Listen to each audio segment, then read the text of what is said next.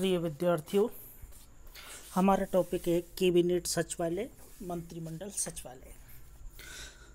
भारत में कैबिनेट सचिवालय का विकास ब्रिटिश शासनकाल में हुआ। यानी कैबिनेट जो सचिवालय है ये इसका विकास ब्रिटिश शासनकाल में हुआ है। यानी एक प्रकार से यह ब्रिटिश विरासत के रूप में आज भी स्वतंत्र भारत में यह प्रशासनिक जो संस्था है ये मौजूद है। भारतीय परिषद अधिनियम 1859 से पोर्टफोलियो व्यवस्था का औपचारिक प्रारंभ हुआ। उस समय जो वायसराय हुआ करते थे वो लॉर्ड कैनिंग थे। परिषद को सहायता देने के लिए एक छोटा सा सचिवालय विकसित हुआ था जिसका प्रधान वायसराय का व्यक्तिगत सचिव होता था, लेकिन वह परिषद की बैठकों में नहीं बैठता था। यानी परिषद की जब बैठक होती थी तो उसमें उसे भाग लेने का अधिकार नहीं था। लॉर्ड विलिंगटन ने 1931 में व्यक्तिगत सचिव को परिषद की बैठकों में बैठने का अधिकार दिया और इसने ही 1935 में गवर्नर जनरल के व्यक्तिगत सचिव को आधिकारिक तौर पर कार्यकारी परिषद का सचिव नामित किया था। इसके कुछ समय बाद गवर्नर जनरल के व्यक्तिगत सचिव और कार्यकारी परिषद के सचिव के पद को अलग कर दिया गया। जब अंतरिम सरकार का गठन हुआ तो एक नया कार्यालय स्थापित किया गया था जिसे परिषद सचिवालय नाम दिया गया था और 1947 में इसे मंत्रिमंडल सचिवालय में रूपांतरित कर दिया गया था। तो इस प्रकार से कैबिनेट सचिवालय का ये एक संक्षिप्त में इतिहास है। इसके बाद हम देखते हैं कि मंत्रिमंडल सचिवालय अर्थात जो कैबिनेट सचिवालय है इसके कार्य क्या हैं। तो मंत्रिमंडल सचिवालय अनेक कार्यों का संपादन करता है जिसमें महत्वपूर्ण कार्य इस प्रकार से हैं।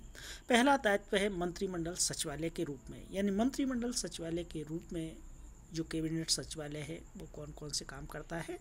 तो उनमें नंबर एक है कि प्रधानमंत्री के निर्देश पर मंत्रिमंडल की बैठकों की कार्यसूची तैयार करना। दूसरा कार्य कार्यसूची पत्रों का वितरण करना अर्थात सभी संबंधित मंत्रियों की इसकी जानकारी देना। यानी जो बैठक हो रही है मंत्रिमंडल की उसकी कार्यसूची तैयार करना और कार्यसूची के संदर्भ में सभी मंत्रियों को इसकी जानकारी दे देना। तीसरा है मंत्रिमंडल एवं मंत्रिमंडलीय समितियों के बैठक के पश्चात कार्रवाइयों को लिखना। यानी मंत्रिमंडल और मंत्रिमंडलीय समिति की जो मीटिंग हुई है इस मीटिंग में क्या क्या कार्रवाई हुई है, किन किन बिंदुओं पर मीटिंग हुई है, क्या उन सब बातों को लिखना। इसके बाद में है कई महत्वपूर्ण पत्रों को राष्ट्रपति, उपराष्ट्रपति, प्रधानमंत्री, मंत्रिमंडल इत्यादि को जानकारी हेतु भेजना। तो इस प्रकार से कैबिनेट सचिवालय के ये मंत्रिमंडल सचिवालय के रूप में ये प्रमुख कार्य थे। दूसरा दायित्व आता है आरंभकर्ता विभाग के रूप में। यानी सचिवालय जो कैबिनेट सचिवालय है ये आरंभकर्ता विभाग की भूमिका निभाता है जिसमें है नए सरकार की शपथ ग्रहण की व्यवस्था करना। यानी जब आम चुनाव होते हैं, आम चुनाव के बाद में जब नई सरकार बनती है तो नई सरकार के जो मंत्री हैं वो जो शपथ ग्रहण करते हैं उसकी व्यवस्था करना।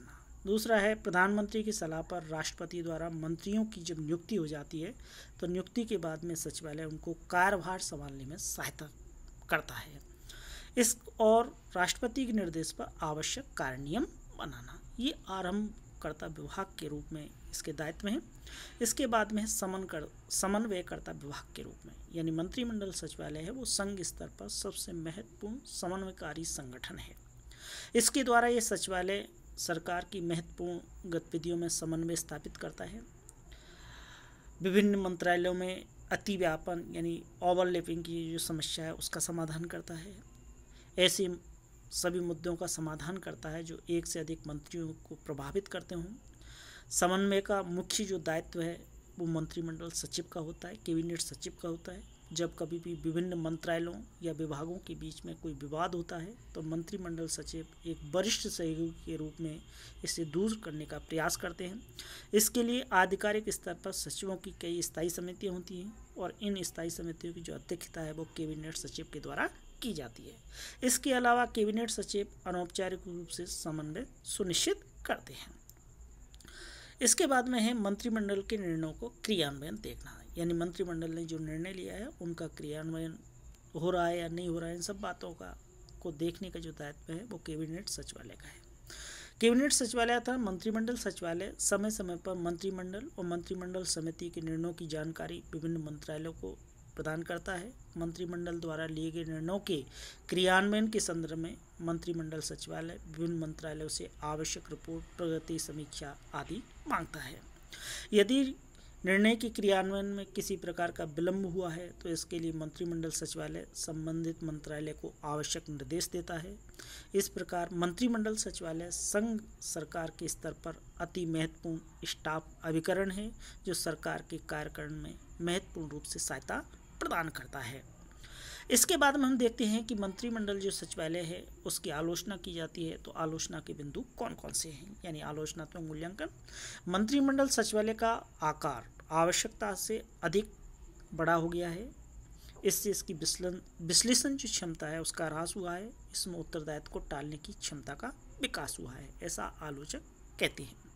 दूसरी आलोचना की जाती है कि मंत्रिमंडल सचिवालय ने कई अनावश्यक कार्यों को अपने हाथ में ले लिया, इससे एक और अनावश्यक कार्य बोझ बढ़ा है तो वही दूसरी ओर निर्णयों में अनावश्यक विलंब, लाल फीताशाही पड़ी है।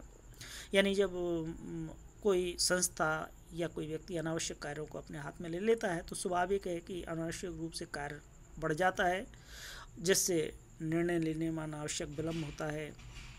तीसरा है प्रक्रिया पर अत्यधिक बल देने, विभिन्न स्तर के कर्मचारियों में सहयोग एवं समन्वय की कमी और साम्राज्य की प्रवृत्ति ने निर्णय की प्रक्रिया को गुणवत्ताहीन बना दिया है, खंडित कर दिया गया। इसके अलावा प्रधानमंत्री कार्यालय द्वारा इस सचिवालय की कई महत्वपूर्ण शक्तियों को हस्तगत कर लिया है, इस कारण भी मंत्रिमंडल सचिवालय की प्रभावशीलता कम हुई है। तो कहने का तात्पर्य है कि मंत्रिमंडल सचिवालय एक महत्वपूर्ण केंद्रीय प्रशासनिक संस्था है, उसके द्वारा विभिन्न दायित्वों का निर्वहन किया जाता है। Thank you.